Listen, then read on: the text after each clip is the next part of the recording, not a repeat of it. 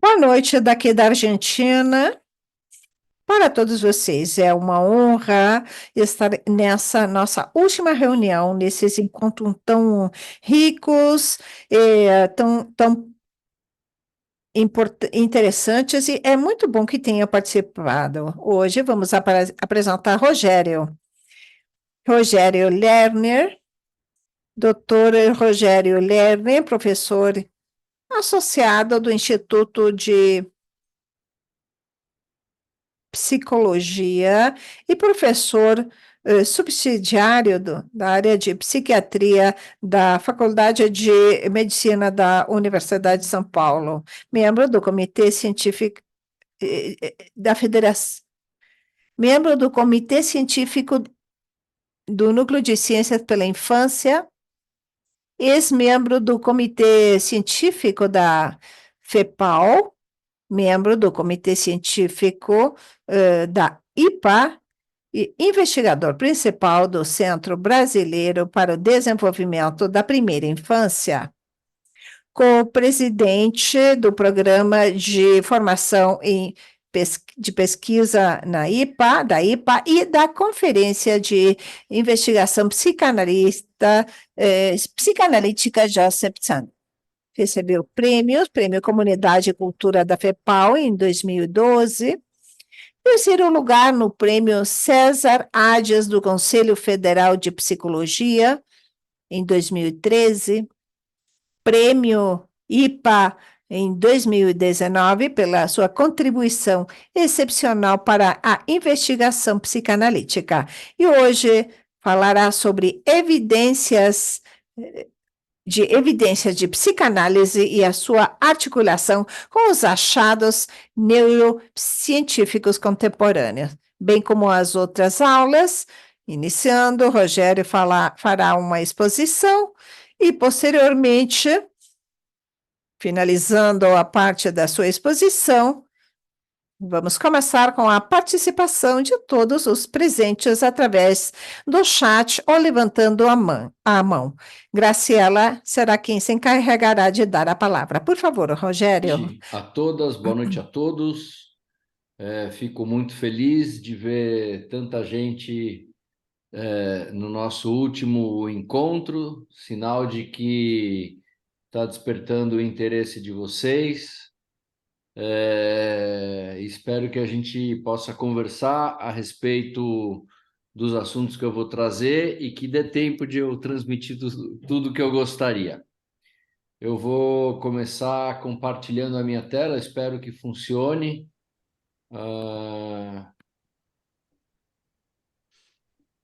Vocês estão vendo um texto?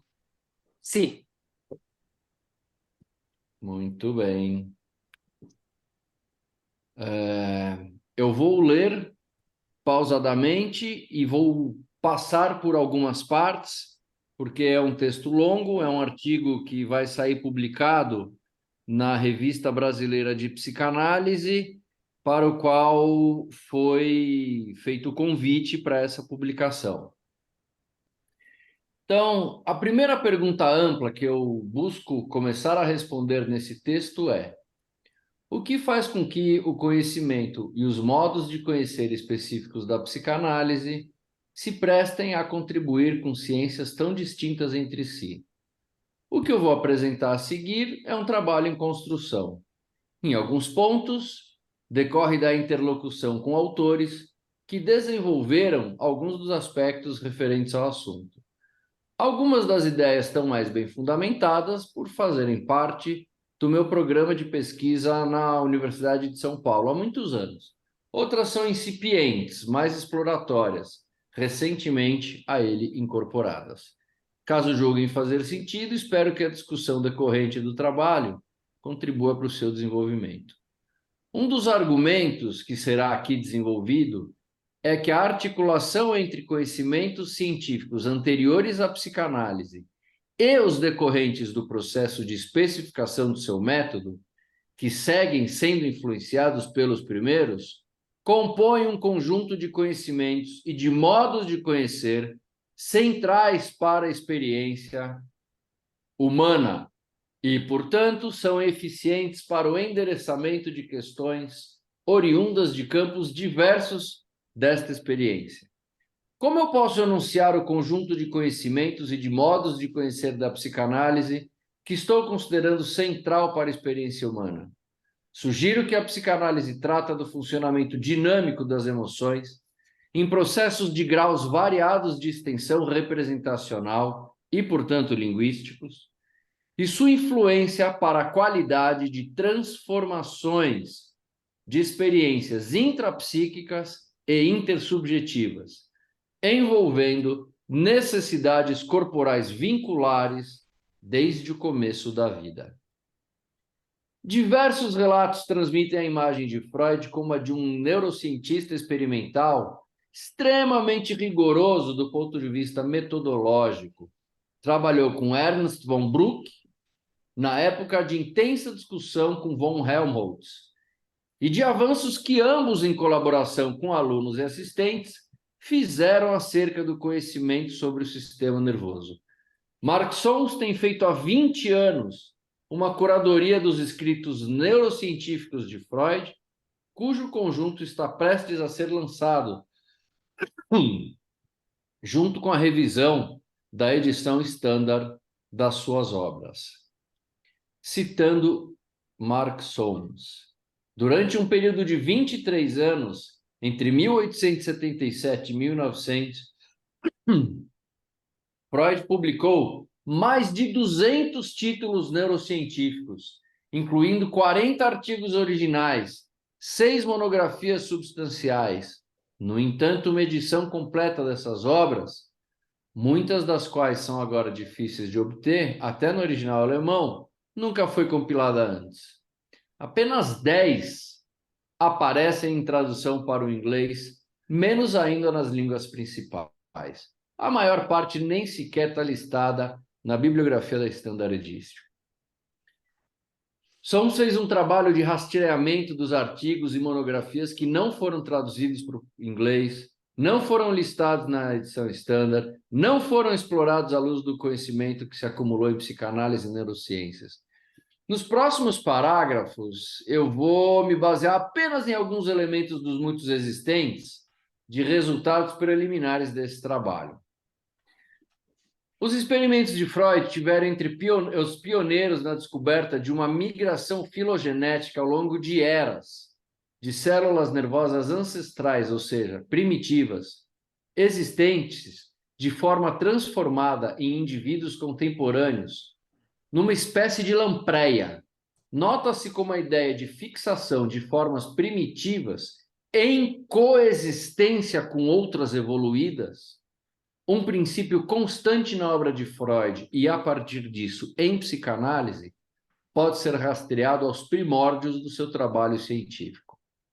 Outros experimentos de 1884 trouxeram evidências da unidade morfológica e fisiológica existente entre o núcleo e o axônio da célula, que veio a ser chamada, 7 anos depois, de neurônio por Cajal e von Walda e Erhardt, o mesmo que cunhou o termo cromossomo.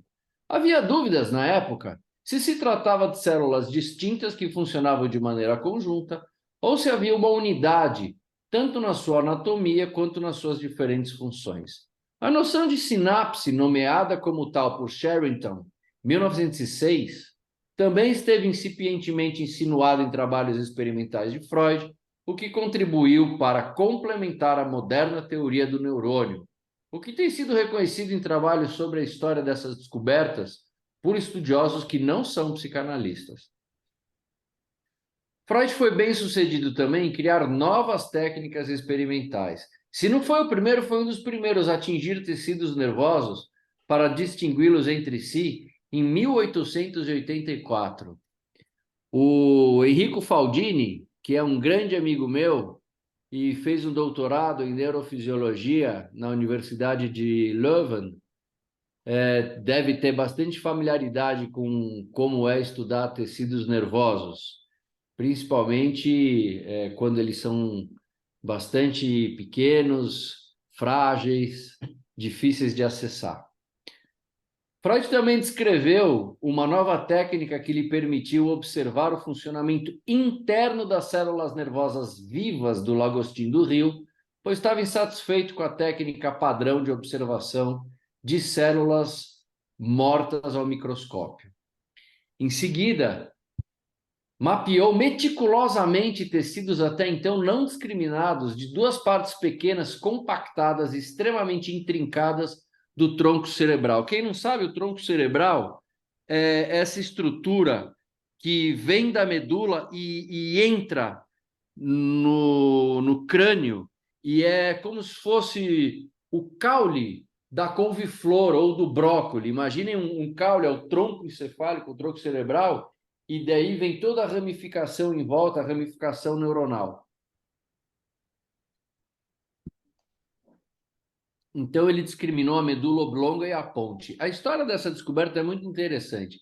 Freud progrediu a partir da medula espinhal para cima. Então, ele veio da medula para cima, para o próprio cérebro, e também da célula nervosa individual para grupos ou constelações de células. Simultaneamente, passou do sistema nervoso animal para o humano. Nesses estudos, demonstrou as ligações entre coluna vertebral posterior e o cerebelo, e traçou a terminação e as conexões do nervo acústico na medula. No geral, essas contribuições valiosas para a anatomia básica. Também formulou a teoria de que os núcleos dos nervos cranianos sensoriais são homólogos às raízes nervosas posteriores da medula. Freud trouxe ordem simples a uma região do cérebro que antes era caótica e opaca. Quando considerada do ponto de vista do seu trabalho posterior, a metodologia de seu trabalho sobre o tronco cerebral humano foi especialmente interessante. Em vez de tentar mapear diretamente as massas de caminho das fibras, estudou padrões muito mais simples que podem ser mais facilmente observados no cérebro fetal, depois no infantil. Então, metodicamente, traçou desenvolvimentos posteriores em indivíduos cada vez mais maduros.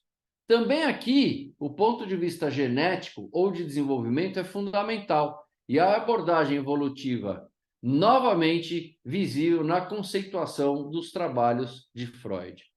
Vou pular essa parte e vou ler o parágrafo que começa com: a ideia de que o sistema nervoso opera funcionalmente com representações, em oposição ao mecanicismo de Meinert, que foi professor do Freud e que tinha uma reputação importante na época, cuja teoria Freud desbancou com as suas proposições sobre o cérebro. O uso da defesa psíquica das representações é consequência do que Freud concebeu sobre o cérebro. Eu estou tentando mostrar para vocês que Freud entendia muito sobre o cérebro, muito mais do que os psicanalistas estão acostumados a conhecer. Ele sabia que córtex contém representações que são uma recriação no cérebro do conjunto de estímulos oriundos do corpo todo em decorrência da multiplicidade de vias, ou seja, de experiências envolvidas. Eu vou pular esse parágrafo, que é uma citação direta de Freud, e vou ler aqui. A afirmação acima é uma das que permitem que se considere hoje em dia, em neurociências, que até a percepção é uma reconstrução. E não é à toa que mais tarde na obra de Freud, o conceito de Nachtraglichkeit, ou seja, a posteriori ou après coup, depende da tradição, esteja sendo articulado hoje em dia com neurociências a partir da ideia de reconsolidação das memórias. Nesses trabalhos, Freud formula que as experiências vividas por pacientes transformam processos neuroanatomofisiológicos ao longo do desenvolvimento, causando marcas mnêmicas de diferentes registros, com consequências para o funcionamento psíquico. Está claramente descrito, embora sem uma proposição de nomeação do conceito, o princípio da homeostase na regulação da eletrificação dos neurônios. Esse conceito só foi nomeado por Walter Cannon em 1932. Freud também lança as bases para conceber que, em consequência da disposição dos neurônios, afetos, memórias, representações podem se associar e dissociar de maneira fluida, dinâmica e variável. Uma das conotações que empregou para a noção de transferência em 1900. Vou pular a citação direta dos Sons. E essa parte vale a pena ser mencionada. O papel das evidências quanto às diferentes articulações entre fenômenos universais e ocorrências singulares mudou ao longo da passagem de neurocientista para clínico e, em seguida, para psicanalista. Muito já se publicou sobre isso, mas uma retomada do assunto pode trazer esclarecimentos. Em seu trabalho neurocientífico inicial, Freud buscava evidências. Oi, filho. De funcionamentos orgânicos universais e suas expressões em animais inicialmente e humanos posteriormente. Qualquer diferença do universal, ou seja, singularidade, era considerada uma anomalia ou doença, até que se articulasse na continuidade da investigação com o plano extenso das ocorrências universais da espécie. Um exemplo disso é a do esforço de Freud para dirimir uma dúvida da ciência da época. Não se sabia onde estavam os testículos da enguia, dificultando a compreensão acerca de sua reprodução. Dissecando mais de 400 exemplares numa região cujo tecido parecia promissor, ele afirmou que não estava seguro do que tinha encontrado. Hoje se sabe que foi o primeiro anatomista a prover evidências da intersexualidade dessa espécie. Os últimos trabalhos neurocientíficos de Freud, entretanto, permitem antever que processos neurológicos universais adquirem, por meio da experiência dos indivíduos, algum grau de especificação que se manifesta como singularidades da expressão das suas funções, que seriam principalmente emoções, memória, pensamentos, comportamentos e linguagem. Trata-se de uma combinatória num conjunto complexo que se manifesta os âmbitos universal e singular simultaneamente. O singular passa a ser considerado uma consequência do universal e não mais uma anomalia ou uma patologia. Talvez Alejandro se lembre de ter feito uma pergunta que se articula com esse assunto de alguma maneira quando ele deu a aula dele. Ao passar a clinicar, Freud continuou a buscar evidências da expressão de fenômenos universais e de formas singulares das suas funções. Entretanto, num primeiro momento da sua clínica, prevaleceu uma visão patológica das manifestações singulares, devido à condição dos pacientes. O exemplo disso é a sexualidade infantil, no bojo da teoria da sedução. Freud é claro em afirmar que considerava que histeria e neurose obsessiva decorreriam de um evento singular, a precocidade da experiência sexual em relação ao plano universal do desenvolvimento humano, que a deflagraria apenas na puberdade. O abandono da teoria da sedução deu-se com a universalização da sexualidade infantil, dos processos de composição dos sonhos, das fantasias e dos sintomas. Sem abandonar a importância da base neurológica filogeneticamente determinada e ontogeneticamente transformada nas experiências vividas, Freud passou a buscar as evidências de como as pessoas singularizam os fenômenos universais a que estão sujeitas, discriminando da forma psicopatológica da sua ocorrência. O rigor metodológico de Freud, aliado à hierarquia universalidade a qual estava submetido, parecem ter feito dele um pesquisador que, acima de tudo, valorizava a busca por evidências daquilo que hipotetizava, orientado a empregar os métodos necessários para tanto, até mesmo propondo originais, mas reticente em reivindicar a autoria conceitual de seus achados. Filhote, fecha, por favor, a porta, para não fazer barulho aqui. em meio a outros cientistas cujos experimentos contemporâneos acabaram por levar a esse tipo de notoriedade. Isso parece ter trazido para a prática clínica de Freud algumas consequências. A primeira consequência diz respeito à liberdade em avançar no âmbito conceitual, dado que já não se tratava de uma atividade acadêmica submetida à hierarquia universitária, permitindo-se especular sobre descobertas e publicar tais resultados. A segunda consequência diz respeito ao trabalho prévio sobre a célula nervosa e sobre o sistema nervoso ter fornecido um conjunto de diretrizes para a concepção do âmbito psíquico cuja operatividade seguiu constante na obra e influenciou a formulação de hipóteses acerca de etiologia, psicopatologia e terapêutica, haja vista a longevidade de sua noção de séries complementares. Ela está insinuada em 1896 e explicitada pelo menos em 1905, 1912, 1916 e 1933. E as seguidas proposições tópicas, ou seja, arquiteturais e funcionais em analogia à anatomia e fisiologia. Em muitos momentos, Freud é explícito em referir a importância de tais âmbitos, assim como a embriologia, e em outros, esta importância pode ser detectada sem estar evidente. Todo salto procedimental e de conhecimento de Freud em torno do tronco encefálico requer uma atenção especial. Essa região e suas adjacências, tão originalmente também, e profundamente estudadas por Freud, ainda que com as limitações da época, são responsáveis por grande parte do gerenciamento da distribuição no cérebro de impulsos advindos do corpo como um todo. Exercem enorme influência sobre quais emoções serão mobilizadas, com quais respostas automatizadas e não automatizadas e com que áreas corticais responsáveis por eventuais representações elas vão se associar.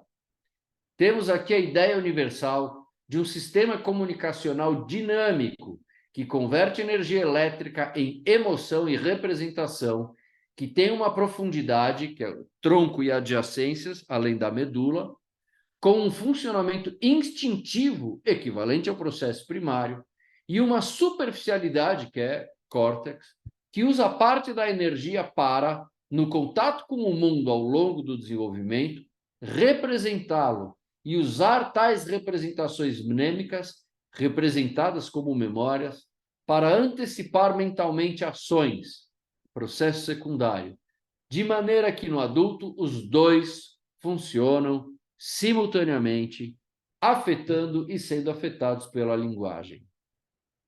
A terceira consequência do trabalho neurocientífico de Freud para sua prática clínica é a de fundamentar suas especulações em evidências. Agora, Freud já não dispunha de células, tinturas, microscópios, mas das manifestações do funcionamento dinâmico das emoções, em processos de graus variados de extensão representacional, memória e de qualidade de transformações de experiências intrapsíquicas e intersubjetivas e de linguagem.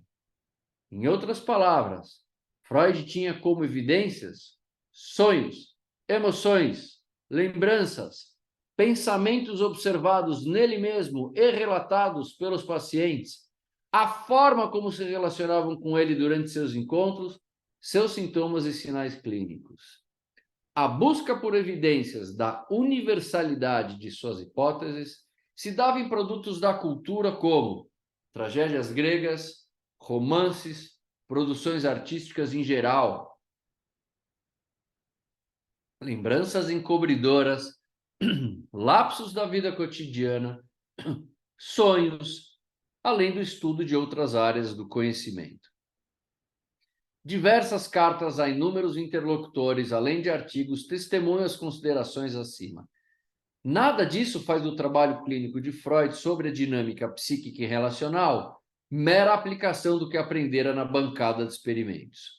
A atividade clínica de Freud compõe-se como uma prática baseada em evidências que dizem respeito à natureza complexa, ou seja, composta pela combinatória de fenômenos de âmbitos cuja natureza é distinta entre si e se influenciam mutuamente. Isso se tornou programático em psicanálise. Consultamos as emoções presentes na sala da análise, ideias, lembranças, pensamentos, significantes, sonhos, formas de as pessoas se relacionarem, depreendidas de seus relatos e da experiência com seus analistas, o grau de vitalidade ou mortificação, a extensão da autorreferência narcisista ou de valorização das pessoas significativas da vida dos pacientes, para formularmos hipóteses sobre quais são os significados emocionais, reações preponderantes, capacidade de pensar, eventuais empecilhos para que se processem emoções, pensamento e linguagem. Os processos vivenciados pelo paciente são marcados pelas suas experiências atuais e remotas, como memórias de diferentes registros que servem de evidência da qualidade da dinâmica que prepondera a cada instante do trabalho. Em outras palavras, buscamos evidências de como a mente e a maneira de ser de cada pessoa decorre e se mantém nos processos que se engendram na dimensão transferência contra transferência. Depois da formulação de hipóteses, acompanhamos os efeitos das intervenções delas decorrentes sobre os elementos elencados acima. Temos sempre que lembrar que evidências não têm um valor absoluto entre si. Elas ganham seu valor por cumprirem uma função num contexto em que ganham significado de indicador da veracidade do conhecimento. Nesse sentido, produzir evidências num contexto de investigação do funcionamento mental para fins de comprovação de hipótese a respeito do mesmo, não é o mesmo que aplicar teu conhecimento na clínica com o objetivo de alcançar resultados de transformação da experiência de sofrimento, onde a reação do paciente é a evidência da pertinência da intervenção. Quando um médico faz uma cirurgia, imuniza ou prescreve um medicamento, ele está sendo científico no sentido de aplicar o produto da ciência para o melhor interesse da pessoa ou grupo de pessoas de que cuida. É diferente de trabalhar como cientista no processo de produção do medicamento, das técnicas cirúrgicas ou das vacinas. Freud fez os dois ao mesmo tempo, e a leitura das suas publicações muitas vezes faz esvanecerem-se os contornos de um trabalho e de outro. À medida em que se leem as correspondências em que discutia suas hipóteses, levando em conta o conjunto de outras hipóteses concorrentes e de experiências clínicas suas e de colaboradores, tal distinção pode ganhar contornos mais definidos. Ao longo da expansão e do aprofundamento da clínica e da investigação psicanalíticas, que não são a mesma coisa, Freud e colaboradores avançaram na concepção de como emoções, pensamentos, reações, memórias e linguagem haveriam de impactar as transformações do neurofisiológico em função de transformações do psíquico. Merece especial menção a diversidade de experiências potencialmente traumáticas investigadas e tratadas pela psicanálise. Tal concepção marca hoje a agenda de vários países quanto à melhora da condição de desenvolvimento da população. Há inúmeros exemplos sobre isso, e os trabalhos de James Heckman, Prêmio Nobel de Economia do ano 2000, e Robert Emdy são apenas dois a respeito. Robert Emdy é um psicanalista, professor emérito da Universidade de Denver, no Colorado, falecido recentemente. Foi uma pessoa muito presente, muito ativa no Research Training Program e nas edições da Sandler Conference. Foi meu mentor no trabalho que eu apresentei no Research Training Program. Me ajudou muito, sou muito agradecido a ele. Um psicanalista que foi um dos idealizadores de um dos maiores programas de atenção à primeira infância nos Estados Unidos, chamado Early Head Start. Desde o início da nossa formação como psicanalistas, levamos nosso material clínico, composto por relatos do que se vive na sessão, para a discussão por pares, com perspectivas que salientam diferentes aspectos psíquicos, segundo a contribuição psicanalítica preponderante, com níveis distintos da experiência, o que nos leva a um constante exercício de reflexão sobre o encadeamento entre nossa leitura clínica operacionalizadora de hipóteses, as intervenções realizadas e seus efeitos detectáveis. Estou mostrando aqui o encadeamento. Então, a gente tem uma leitura clínica que faz hipóteses, a gente, a partir disso, faz intervenções e fica atenta aos efeitos dessas intervenções de maneira a encadear com a formulação das hipóteses originais. O conhecimento que se produz é questionado por, e também questiona, o que se tem acumulado de conhecimento na área, sempre tendo como prerrogativa a consideração de que os sentidos emocionais e representacionais do que vivem os pacientes são únicos no que se refere a serem sua forma de realizar o que experimenta. Tratamos na clínica do limite sempre fluido entre o que é singular e o que pode ser generalizável da experiência em cada paciente. Identificação projetiva pode ser amplamente considerada com os pacientes, mas o que mobiliza tal experiência? Quais aspectos do self? Com qual extensão e intensidade? Com quais consequências para a mente do paciente? Para o processo transferência contra transferência? Quais aspectos da mente do analista podem se engajar? E como se processam as emoções na dupla? É sempre singular e se recria sessão a sessão. Nossa formação é dedicada a que experimentemos intensamente tal exercício de extensão da nossa capacidade psíquica, de expressão daquilo que se oculta ou que se insinua como impressão no encontro com o paciente. Freud é claro na sua ideia original de como a mente se transforma ao longo do desenvolvimento. Regimes iniciais de funcionamento, filogeneticamente herdados na evolução da espécie, ou seja, processo primário, dão origem a regimes ontogenéticos que são adquiridos a partir da interação de cada pessoa com quem dela cuida, que são os processos secundários. Ambos os regimes passam a conviver em disputa constante entre si, exigindo um esforço integrativo e conciliatório, sempre parcialmente satisfatório, da mente. O processo de transformação é marcado pelas experiências vividas pela pessoa, que as tem registradas em diversos níveis de memória, e a qualidade do funcionamento sofre profunda influência dos impactos que a pessoa viver ao longo do processo. Essa diretriz subjaz à noção kleiniana de posições esquizoparanoide depressiva, que representa um avanço no que Freud havia proposto, sendo uma evidência de como uma diretriz oriunda das neurociências pode conservar sua contribuição e se desenvolver sem se reduzir à sua origem. O que foi exposto até agora é coerente com o fato de diversos neurocientistas contemporâneos deixarem clara a importância das contribuições de Freud para o que tem pesquisado.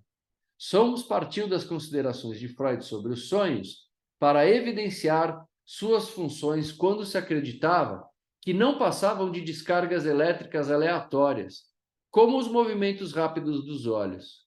Zeppelin e Mozart propuseram um modelo experimental de geração e codificação de sonhos a partir de concepções freudianas.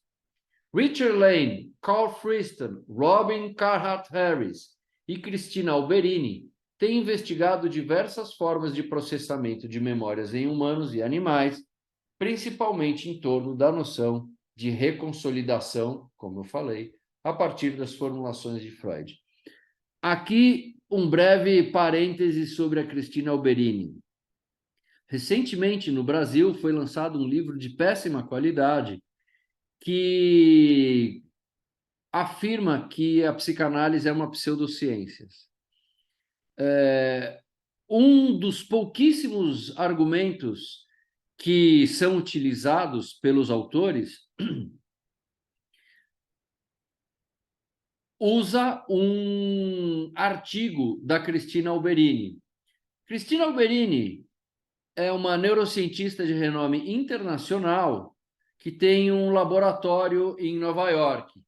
Ela é uma referência na investigação de memórias de longo prazo que não podem ser recobradas pela consciência, mas que ainda assim têm efeitos que podem ser detectados tanto do ponto de vista anatômico, como também do ponto de vista funcional, no comportamento. Ela é especialista em modelos animais.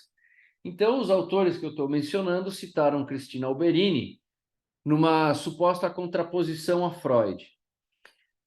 Acontece que uma pessoa pode ser contra Freud, contra a psicanálise, mas ela não escapa de ter um inconsciente. No mesmo texto que os autores utilizaram da Cristina Alberini para criticar Freud, ela cita Freud, concordando em parte com ele. Além disso, depois de se consagrar como uma neurocientista mundialmente conhecida, depois de ter feito 2 pós-doutorados, sendo um deles com o prêmio Nobel Eric Kandel, Cristina Alberini se formou psicanalista em Nova York. Cristina Alberini é um exemplo vivo de como uma neurocientista pode estimar a psicanálise, muitas vezes acima de todas as outras abordagens. Consequentemente, não causa espanto que a psicanálise tenha ensejado formulações clínicas que têm se mostrado eficazes em ensaios clínicos randomizados, controlados, com cegamento e tratamento estatístico de dados. Numa breve revisão recente, diversos autores demonstraram que a qualidade da orientação metodológica dos ensaios clínicos randomizados, controlados, com cegamento e tratamento estatístico de dados, com psicanálise e psicoterapia psicodinâmica, é equivalente aos feitos com terapia cognitivo-comportamental, TCC. Muitos estudos comparam as duas técnicas quanto à sua eficácia e progressão dos efeitos após o encerramento do trabalho. Os estudos têm poucas discrepâncias em demonstrar que, para a maioria dos quadros clínicos, não há diferenças estatisticamente significativas entre ambas logo após o término do tratamento quanto à melhora de sintomas. Em alguns casos, há estudos com resultados ligeiramente melhores em magnitude do efeito para uma ou para outra. E há estudos que mostram que, além dos sintomas específicos do quadro clínico, o tratamento com psicanálise e psicoterapias psicodinâmicas contribui com aspectos mais amplos da vida da pessoa e seus efeitos tendem a aumentar a longo prazo, mais do que ocorre com o TCC. Destaque-se que elenquei trabalhos oriundos de publicações científicas especializadas norte-americanas e europeias de renome, que não são sustentadas por instituição psicanalítica, como Psychotherapy and Psychosomatics, American Psychologist, Cochrane Database of Systematic Reviews, Clinical Psychology Review, Lancet Psychiatry, World Psychiatry, Canadian Journal of Psychiatry, só para nomear alguns. O que se depreende do que se discutiu nesse trabalho é que a psicanálise faz parte das ciências. Formulações psicanalíticas podem ser investigadas até por critérios que não existiam quando se fundou e se desenvolveu, tais como estudos com neuroimagem e ensaios clínicos não farmacológicos randomizados, controlados, com cegamento e tratamento estatístico de dados. Caso a fundamentação da psicanálise não estivesse profundamente e inalienavelmente enraizada em conhecimentos consistentes, perenes e de consequências em diversos planos da natureza humana, ela não teria como contribuir para tantas áreas. A depressão e a ansiedade aumentaram no mundo mais de 25% apenas no primeiro ano da pandemia, segundo a Organização Mundial de Saúde. No Brasil, a violência doméstica tem aumentado de forma alarmante. Mais de 18 milhões de mulheres relataram um evento violento em 2022, o que equivale a mais de 50 mil casos por dia. A média global de violência física ou sexual contra mulheres acima de 16 anos é de 27%, enquanto no Brasil é de 33,4%. Não é surpresa que o Brasil tenha registrado pelo menos um caso de feminicídio por dia em 2022, em um aumento de 36% nos primeiros meses de 2023, ocupando o quinto lugar internacionalmente, de acordo com a ONU. Estudos mostram que essa violência tem marcante influência na ocorrência de quadros de depressão e ansiedade em mulheres, bem como na de outros transtornos como cardiovasculares. E a psicanálise tem uma larga tradição de tratar depressão e ansiedade e tem mostrado resultados também muito bons em ensaios clínicos controlados, randomizados, com cegamento e tratamento estatístico de dados. No que tange à saúde mental da infância e adolescência, se antes da pandemia de Covid a taxa de ocorrência era de uma pessoa a cada 6, agora é de uma a cada 4. São mais de 10 milhões de casos no Brasil, lembrando que muitos não são reportados por serem internalizantes, ou seja, a pessoa muitas vezes sofre calada.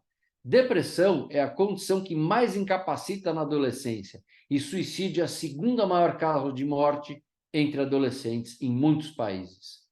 Entre adultos com algum tipo de transtorno, 48,8% tiveram seus primeiros sinais e sintomas na adolescência, e a psicanálise tem uma larga tradição comprovando seus resultados com o trabalho clínico com crianças e adolescentes. Racismo, machismo, inequidade e pandemia, antissemitismo fazem a situação ainda pior para a maior parte da população. Dizer que psicanálise não é ciência contribui para o maior empecilho para que se busque ajuda para o sofrimento psíquico: preconceito e medo de estigmatização. O mundo precisa de mais acesso à psicanálise para que mais gente possa transformar o máximo possível sua miséria psicopatológica em sofrimento comum e realizarem, tanto quanto for viável, seu potencial para trabalhar e amar. Obrigado.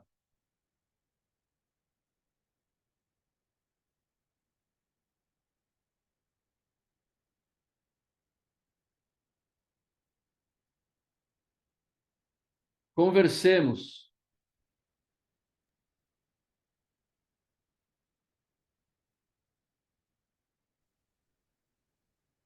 Li muito rápido?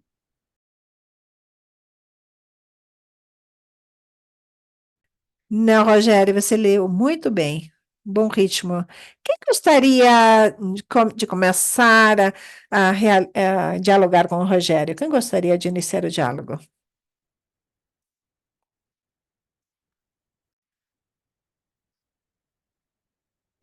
Graciela. Parabéns, pela sua apresentação, Rogério. Isso que você destaca é muito importante. De repente, nós esquecemos do Freud pesquisador. Ele sempre foi um pesquisador. E, de alguma forma, pensar numa pesquisa como uma questão distante da psicanálise é negar a psicanálise, que ele foi estruturando a partir de suas pesquisas, como você mencionou, com neuroanatomia, entre outras coisas. Ele, de fato, aplicava novas metodologias, de repente mudava de opinião e somava algumas coisas, tirava outras, de muito valor o percurso que você nos fez hoje sobre o Freud pesquisador e outros que se somaram, sempre, claro, com a influência dele. Ser pesquisador é o que nós fazemos todos os dias nos nossos consultórios. Portanto, é muito importante sair dos consultórios e trabalhar esses temas tão interessantes que você menciona, como depressão, feminicídios, questões sociais que parecem que estão nos ultrapassando e temos de revisar todas as estatísticas e fazer propostas através da prévia investigação ou pesquisa em relação a como tratar com essas situações tão que afetam, claro, significativamente a população mundial. Em alguns países mais, em outros menos, mas os índices de violência, sem dúvida alguma, não são qualquer coisa, e temos a obrigação, como psicanalistas, de entrar e tratar esses temas e poder também abordá-los. A investigação ou pesquisa é o que poderia nos levar a ver de que forma iremos tratar os nossos pacientes nesse sentido. Muito obrigada. Rogério, esperamos escutar mais opiniões e depois você vai respondendo? Pode ser? Alejandro, por favor. Excelente exposição. Concordo totalmente com você, porque a necessidade de não cair no erro, o suposto cartesiano de separar mente e corpo, temos de fazer pontes de união, interrelação, inclusive nas metodologias qualitativas e versus quantitativas, tem pontos de união demonstrado pela pesquisa feita na Alemanha, utilizando as duas metodologias, a quantitativa e a qualitativa. A sua discussão sobre o geral e o particular, muito interessante, e como a parte contém o todo e o todo, a parte é a teoria geral de sistemas. Há tantas pessoas que trabalharam sobre isso, como o indutivo e dedutivo se retroalimentam. Há uma história que eu gostaria de compartilhar, interessante, de um artigo que eu li há uns anos atrás, de um neurologista muito prestigiado dos Estados Unidos, de uma nova classificação de neurônios. E a primeira reação dos neurologistas foi de surpresa e parabenizar, aplaudiam o trabalho e reconheciam como uma contribuição para a neurociência. E depois o expositor falou: bem, eu quero anunciar a vocês que esse trabalho é um plágio. O autor é Sigmund Freud, em 1895. E ele, na verdade, relatou as teorias de Freud anos atrás. Então, foi bem interessante essa história. Não sei se você, Rogério, já conhecia essa história. Foi publicada, de fato, eu li em alguma revista em algum momento. Essa ideia, então, do divórcio entre o psicoanalítico e o neurocientífico, temos de trabalhá-lo e entender que vão de mãos dadas. Se um descobre, o outro descobre. Se um comprova, o outro comprova. Isto é, há uma retroalimentação constante. Obrigado, Rogério. Obrigado, Alejandro. Ariadna?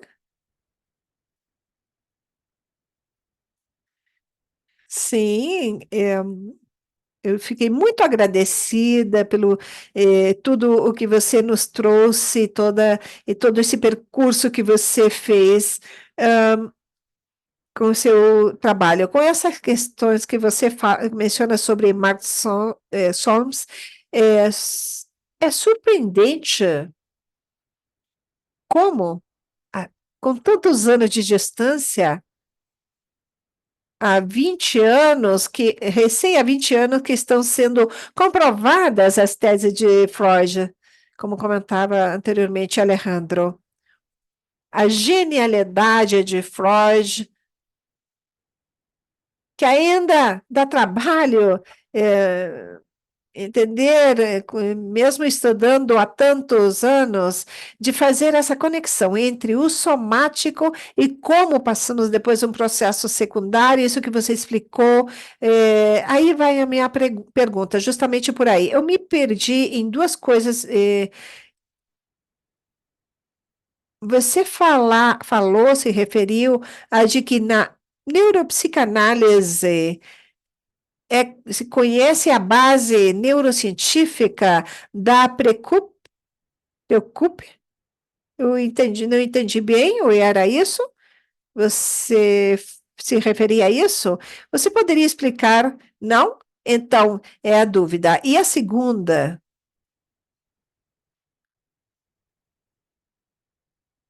Acho que eu perdi essa parte, mas acho que você fez uma diferenciação entre a pesquisa clínica e a extraclínica, como fala Lessinger. Não sei se eu entendi bem ou não, ou se você poderia detalhar isso. Obrigada. Rogério, eu vou me deter aqui, mesmo que tenhamos no chat muitos comentários, para que você tenha tempo de responder, para interagir em relação a essas perguntas ou dúvidas. Depois lemos o chat, ok?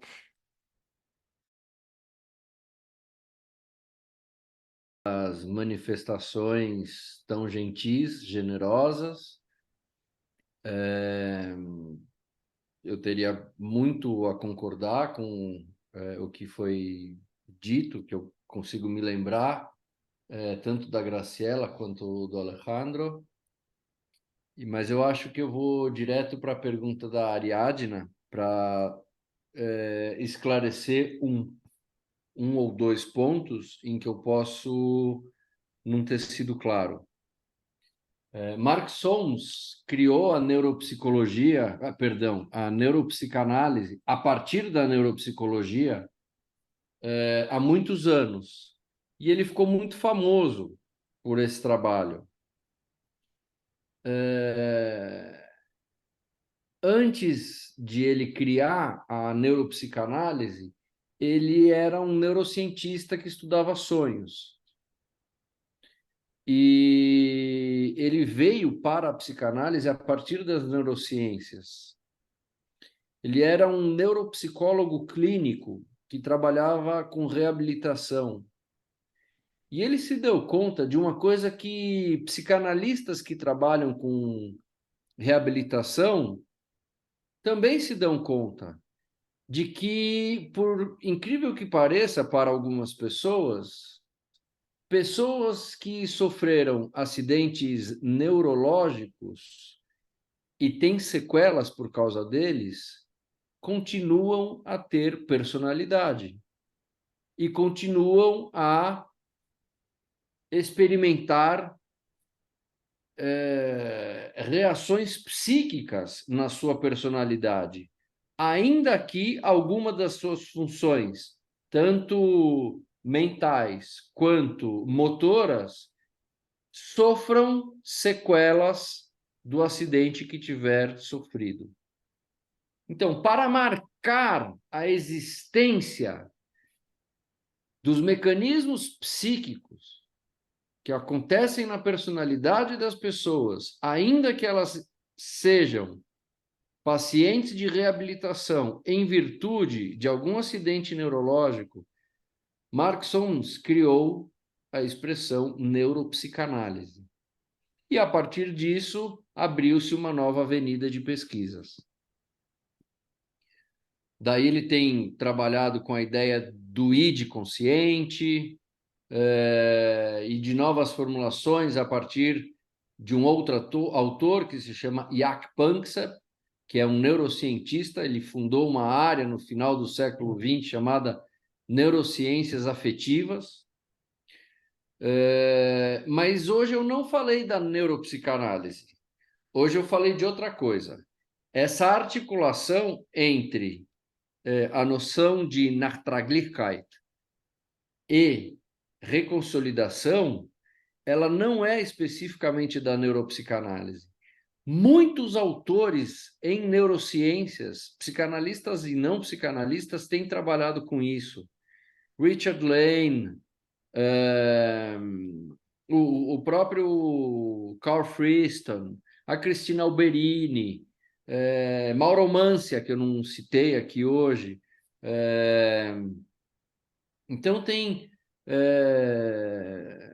muitos neurocientistas que trabalham nessa ideia de que as memórias elas são um importante estímulo constantemente ativo dentro da gente, em comunicação constante com o que a gente vive no presente. Existe uma vida de interação entre o que nós guardamos dentro de nós a partir das nossas experiências e as suas valências positivas e negativas diversificadamente consideradas, de maneira que aquilo que está dentro de nós informa aquilo que nós vivemos no presente, de maneira a nós fazermos alguma antecipação sempre, constantemente do futuro. E aquilo que a gente vive e se realiza nessa combinatória transforma o que está dentro. Então, não é só que as memórias são encobridoras por ação da defesa, como achou Freud nas Lembranças Encobridoras, em 1899. Na verdade, nós fazemos uma reconsideração das nossas experiências, inclusive as mnêmicas, nós mudamos as valências emocionais e algumas reações e, portanto, seus significados o tempo inteiro.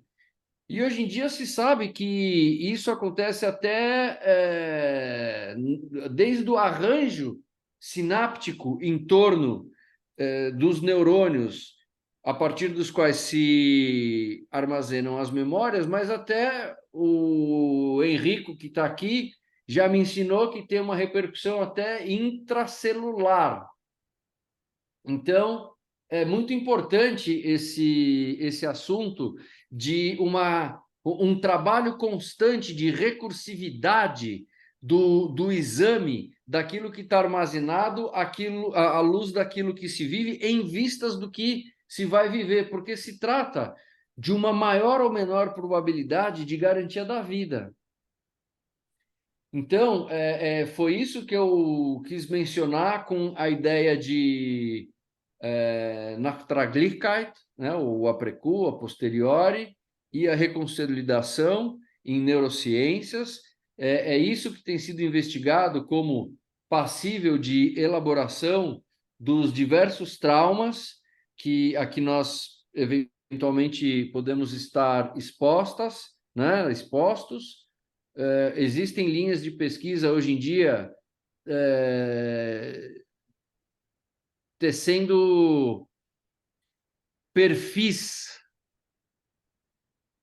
de metilação, que são reações da expressão gênica, epigenética, a alguns eventos que são sentidos como injúrias, a partir da natureza específica do evento. Então, a reação a um evento de natureza sexual não seria o mesmo tipo de reação de um evento de natureza violenta, que não seria o mesmo tipo de reação a um evento da natureza da imprevisibilidade, que também não seria o mesmo tipo de reação de um evento da natureza da negligência. Então, hoje em dia, estão sendo traçados alguns perfis epigenéticos e sinaptogênicos com consequências para a telomeria, que é uma estrutura que tem dentro das células, que regula a velocidade de ocorrência do metabolismo. E ela é muito importante, porque é uma ideia de que a gente tem um marcador biológico dentro da gente que, em contato com as injúrias do meio, acelera o nosso desenvolvimento para a gente cumprir mais rapidamente o nosso préstimo à espécie de procriarmos. Então, a gente vê isso, que um dos efeitos de diferentes traumas na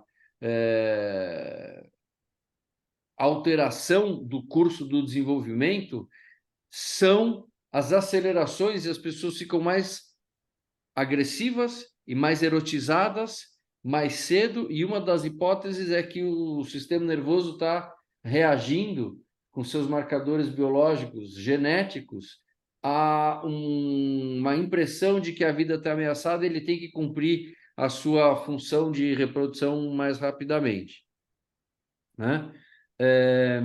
A segunda pergunta que a Ariadna fez, se você puder me lembrar, Ariadna.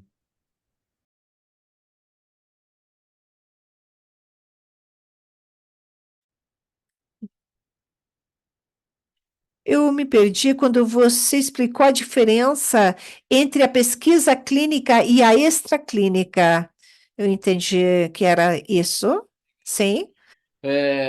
Eu vou fazer duas diferenciações. A primeira diferenciação é Freud construindo o seu conhecimento sobre a mente.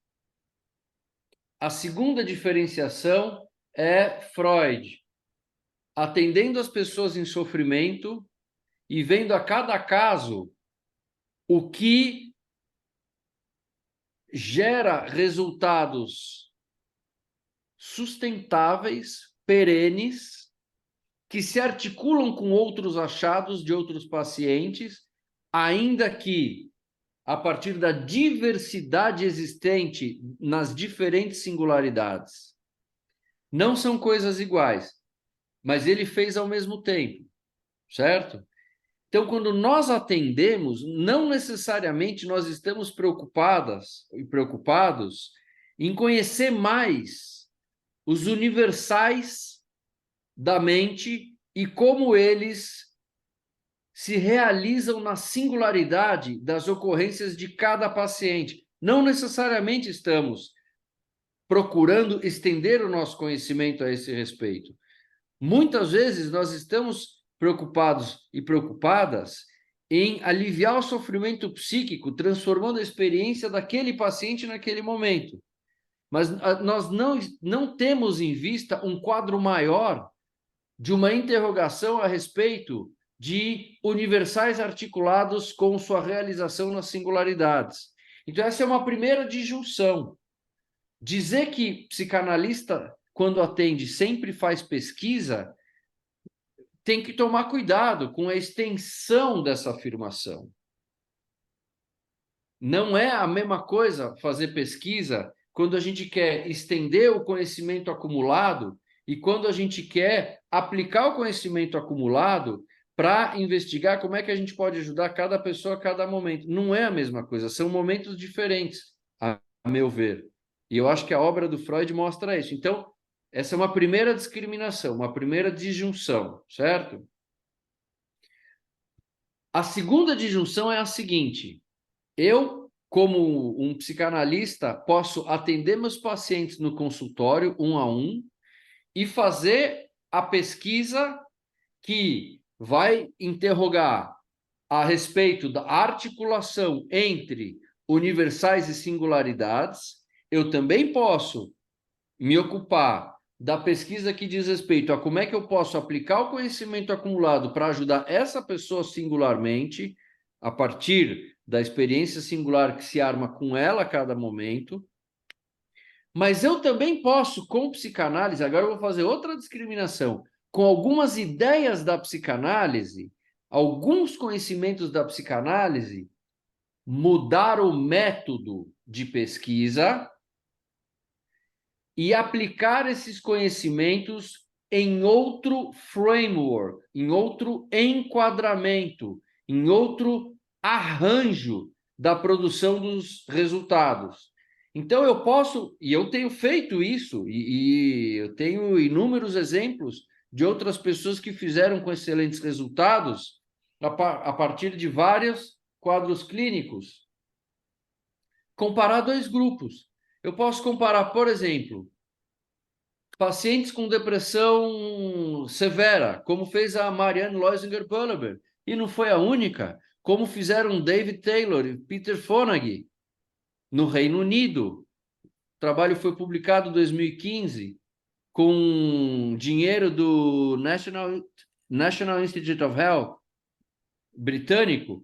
Então, eu posso pegar dois grupos e fazer um grupo passar por terapia cognitivo-comportamental como tratamento, o outro passar por psicanálise e comparar os resultados depois. Eu posso fazer isso. Eu também posso fazer uma comparação entre um grupo que se submete a um trabalho psicanalítico, a um tratamento psicanalítico, e outro que fica em fila de espera. É outro tipo de pergunta, mas eu também posso fazer esse tipo de pergunta. Eu posso comparar um grupo que fez um tratamento psicanalítico e outro que tomou remédio. Então, aqui não é o enquadramento tradicional a partir do qual se produzem evidências caso a caso em psicanálise. É outro enquadramento. É um trabalho em escala grupal. É um trabalho orientado por ensaios clínicos não farmacológicos, controlados, randomizados, com cegamento e tratamento estatístico de dados, a partir de ideias psicanalíticas aplicadas num outro contexto. Nós temos uma larga tradição de articular psicanálise com filosofia, com artes. Existem articulações de psicanálise com neurociências e com métodos epidemiológicos ou quase epidemiológicos. Então, são duas disjunções diferentes. Uma é nós, psicanalistas, trabalhando no nosso consultório, na extensão do conhecimento acumulado, nos interrogando sobre diferentes arranjos entre os universais e as singularidades. Isso é diferente de nós atendendo cada paciente a cada momento, nos interrogando sobre como que a gente dispõe de conhecimento pode ajudar a pessoa.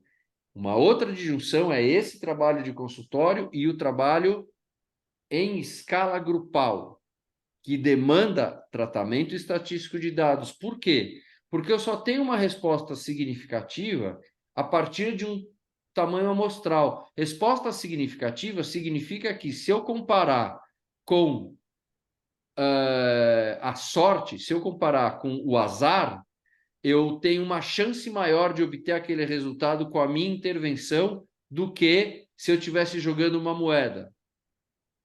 Rogério, Rogério, vamos ler algumas intervenções aqui do chat, que talvez. Antes disso, eu quero dizer que, por coordenar isto, eu não disse a você que eu parabenizo a você pela sua exposição. Você é muito bom professor. Não posso avaliar como você é como pesquisador, mas sim como professor. Muito obrigada, Rogério. Leio então o chat. Agradeço a resenha de Freud, pesquisador Liliana Garcia. Lembro de professores de psicologia que diziam que Freud inventou a psicanálise porque, na verdade, não sabia tratar pacientes com outras técnicas.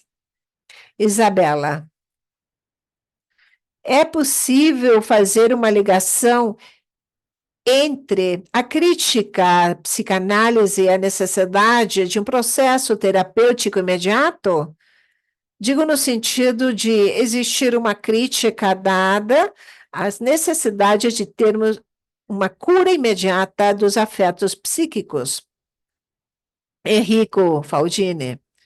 Ótimas indicações de convergências entre psicanálise e neurologia. Rogério, não conhecia esse estudo do velho Freud sobre a conexão entre o nervo auditivo, vejam bem, e pela medula-tronco, o resto do corpo.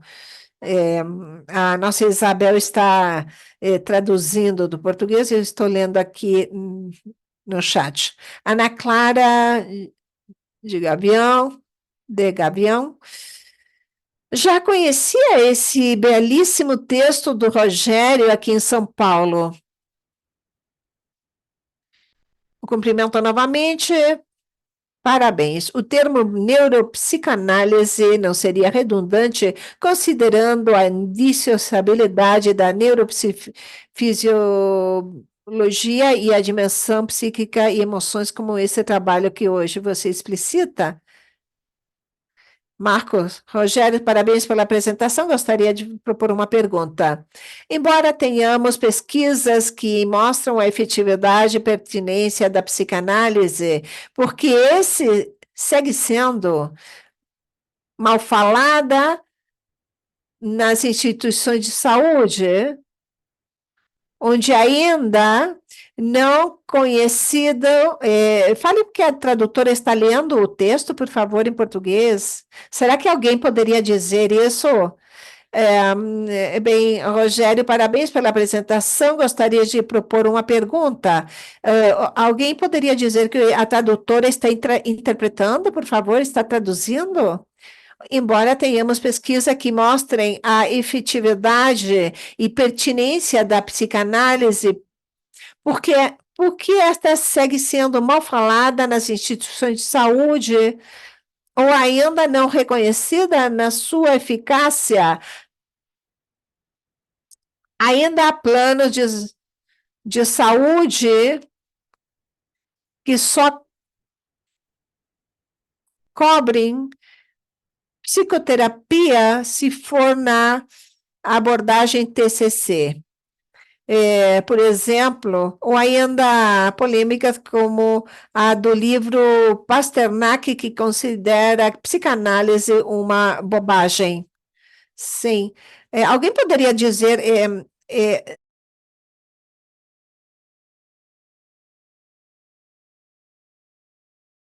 a elaboração das primeiras memórias sobre a expressão de um aprendizado, experiência atual, memória hipocampal, já inclui ativação genética.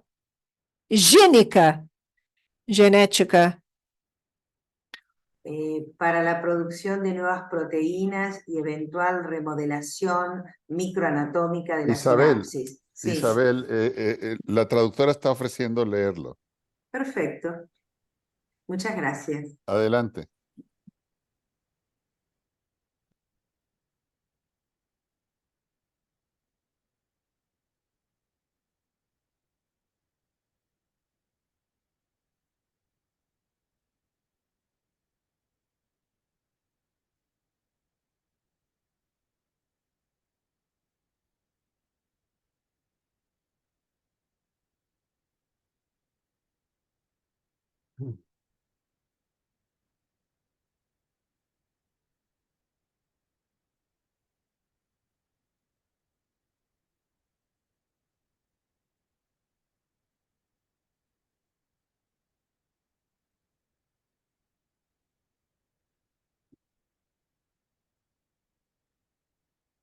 ¿Qué hacemos?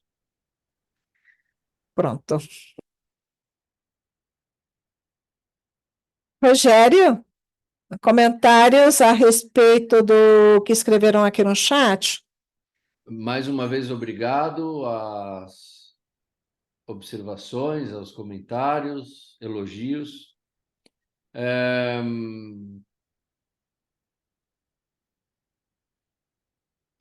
Estou relendo. É possível fazermos uma ligação entre a crítica à psicanálise e a necessidade de um processo terapêutico imediato?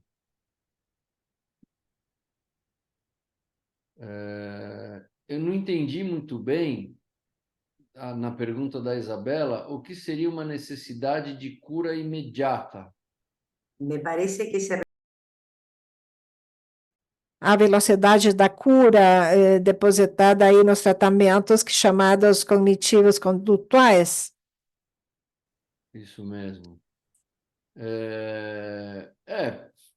Pode ser que existam pessoas que acreditam que a velocidade do tratamento cognitivo-comportamental seja maior do que o da psicanálise.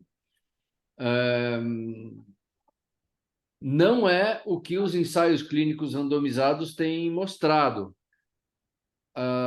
As pessoas muitas vezes falam que as cognitivo-comportamentais têm evidências e a psicanálise não tem, mas elas não consultam as evidências, né? Então, alguns tratamentos podem ter a aparência de uma melhora, mas quando a gente vai para os ensaios clínicos comparativos, não é isso que acontece. E a gente tem resultados importantes mostrando que a psicanálise, além da cura sintomática, como a TCC, abrange outras áreas da personalidade. Em alguns casos, a magnitude do efeito é o quanto melhora, é maior para a psicanálise. Então, a psicanálise melhora mais do que a TCC. E a meia-vida, que é o tempo em que a pessoa continua melhorando depois do término do trabalho, é melhor para a psicanálise. Hoje em dia, o que se investiga na literatura é o WWW, What Works for Whom and Why, né? O que funciona para quem e por quê. Porque a gente sabe que tem gente que prefere TCC e tem direito, e tem gente que prefere psicanálise e tem direito.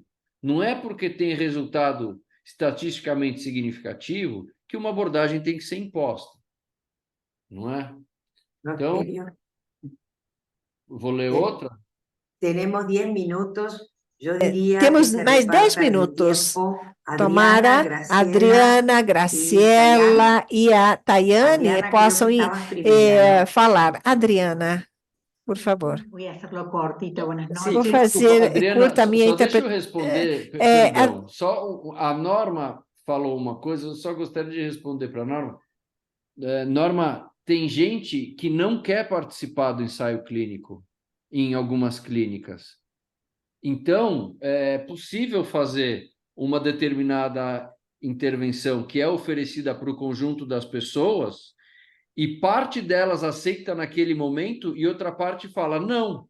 E em vez de você dizer, bom, então você não vai ter, você diz, quando você quiser, está à sua disposição. Isso é uma fila de espera.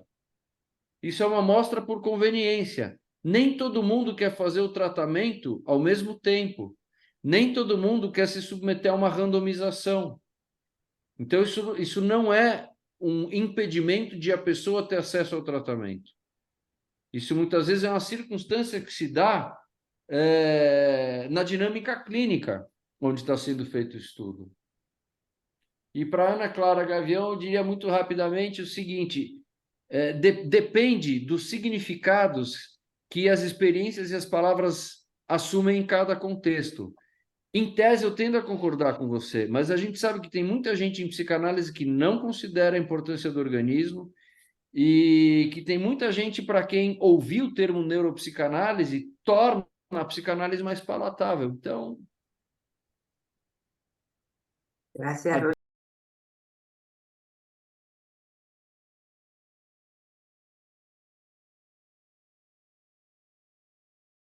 Rogério, eu gostei muito de sua apresentação. Vejo de fato que não é uma área que psicanalistas valorizamos no sentido do trabalho com a neuroanatomia, o neurocientífico. Achei que como interessante porque muitas vezes pensamos que faz falta em determinadas abordagens, pensando em problema de aprendizagem, me levou a pensar no que tem a ver com o trabalho da psicanálise, com as deficiências, também o trabalho da terceira idade e também o trabalho com pessoas idosas, etc. Seria interessante essa interdisciplina, não. E eu fiquei aí com o que dizia Alejandro, a lembrança dos cientistas falando do projeto.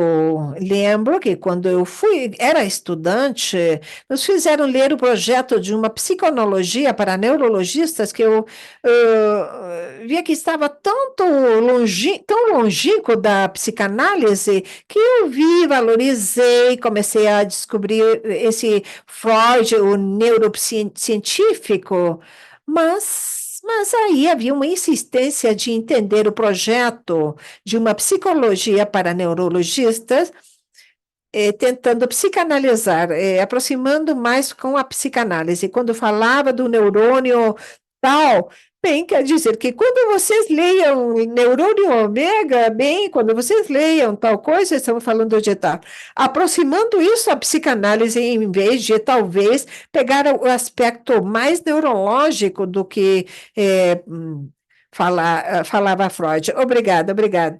Graciela, por favor. Rapidamente, eu não quero tirar tempo de ninguém, mas acredito que seja importante a questão da neuropsicanálise. Há estudos importantes dos neurônios espelhos e a sua identificação projetiva. Aí falamos de psicanálise. Fizeram também estudos sobre diferenças morfológicas em pacientes com história de experiências traumáticas. Então, acho que vemos aqui a necessidade de trabalhar com outras disciplinas. Rapidamente, perante a pergunta da Ariadna, que diz o Rogério, o Open Door, o maior compilador é Peter Fonagy, que fala de uma série de pesquisas psicanalíticas em e da psicanálise, muito variadas. Era o que eu queria recomendar. Vocês podem fazer o download, de muito valor, e vocês poderiam ver todas as pesquisas que estão sendo, que estão em andamento, de fato, agora. Rogério, eu fiquei para o final. Gostaria de dizer uma questão, pois estava atenta à coordenação, que espero tenha sido de muito respeito. Você trouxe uma questão no final de sua leitura. Você falou que a leitura clínica do psicanalista constrói hipóteses, e que essas hipóteses são as que geram intervenções. Eu fiquei pensando.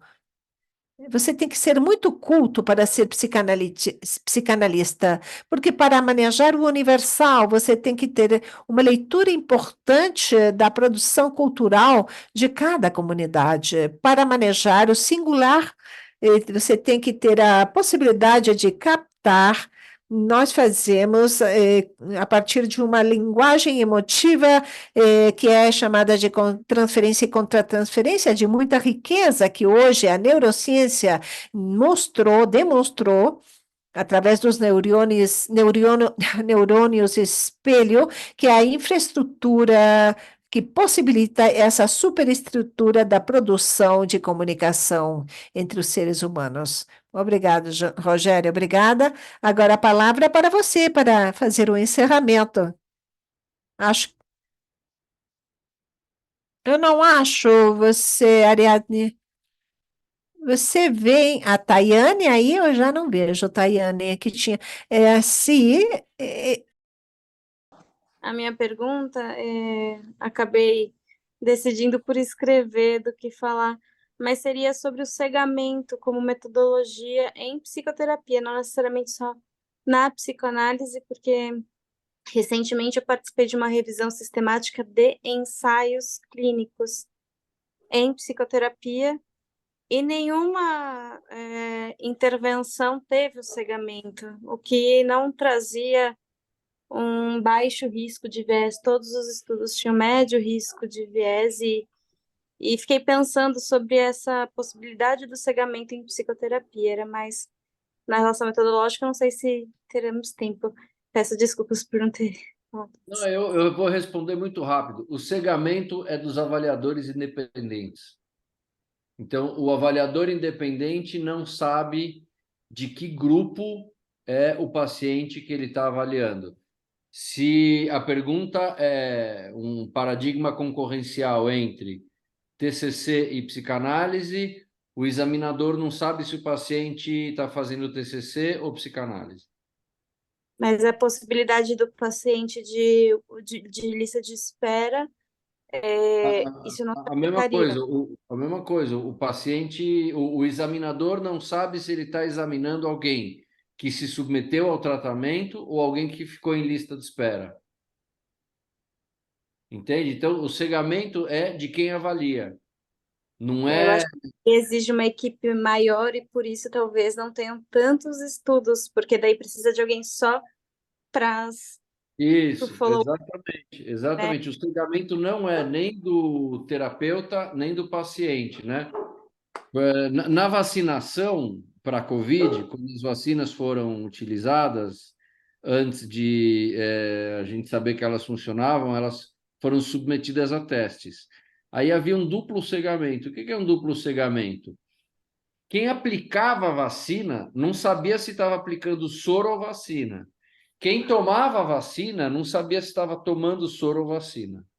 Então, é o duplo cegamento, certo?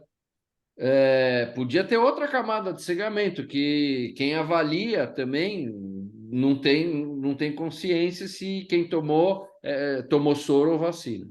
No caso da psicoterapia, a gente sabe quem é o paciente sabe a que processo está se submetendo, e quem não sabe é quem avalia. Então, tem cegamento, tem uma série de... Se quiser, entra lá no site da disciplina, você vai ver uma série de ensaios clínicos com cegamento de quem avalia.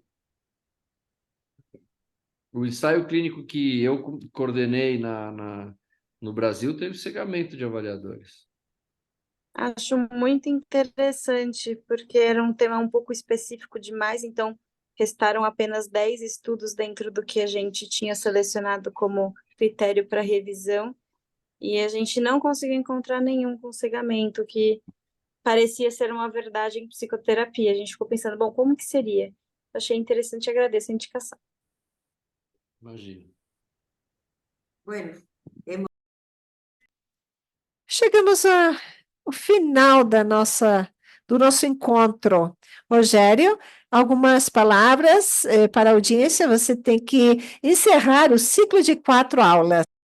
Dizer que esse foi um projeto sonhado por um grupo por muitos anos. Ele nasceu de a gente enfrentar a realidade da pobreza de disseminação do conhecimento sobre psicanálise e investigação, e fazia parte desse grupo a Susana Vinokur Fishbein. Então, eu acho que está todo mundo de acordo que a gente se lembre dela e faça uma dedicatória especial a ela, a esse respeito. E, bom, esperamos que as pessoas tenham aproveitado, tenham ficado estimuladas. Não precisa virar pesquisadora, mas saber da existência de pesquisa e melhorar os argumentos quando a psicanálise for atacada. E quem sabe um dia as pessoas vão se tornar tão sabidas que vão parar de atacar a psicanálise, e daí a gente vai escolher outra coisa para atacar, porque o ser humano é muito precário, né? Então, sí. espero que Alejandro, Graciela, tenhamos ¿quieren? outras edições, e passo a palavra para os colegas. Agradeço muito a atenção de todo mundo que se interessou, e agradeço aos colegas, companheiros de proposta, de jornada, de seminário de investigação em psicanálise.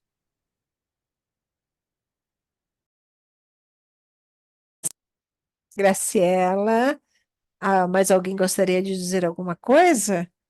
Se eu gostaria de dizer que não se preocupem tanto pela rejeição da psicanálise.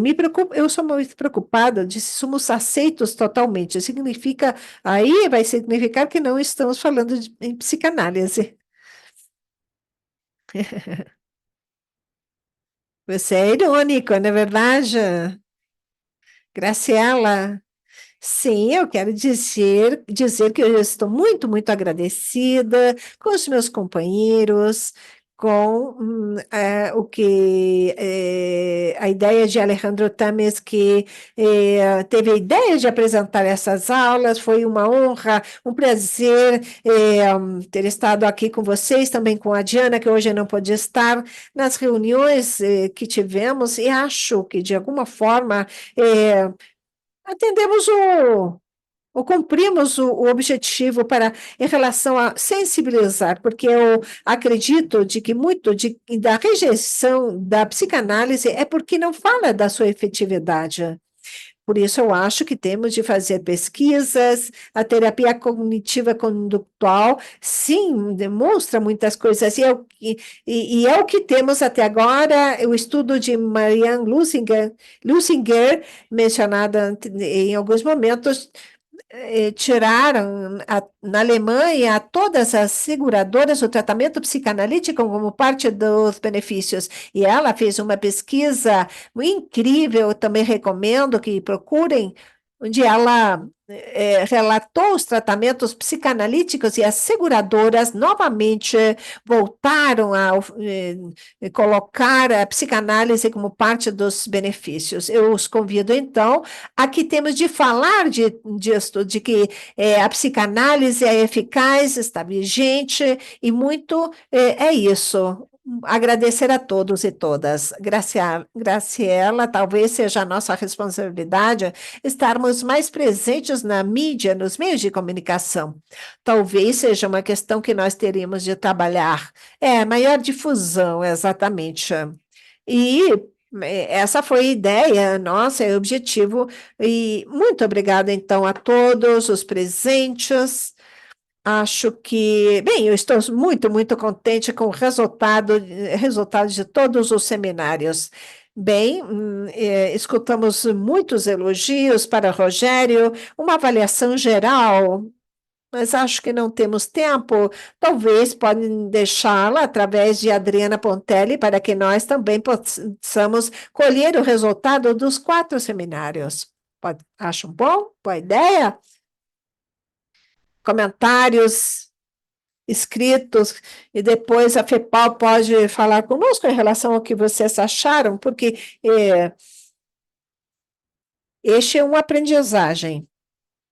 Aproveito isto que você diz, Isabel.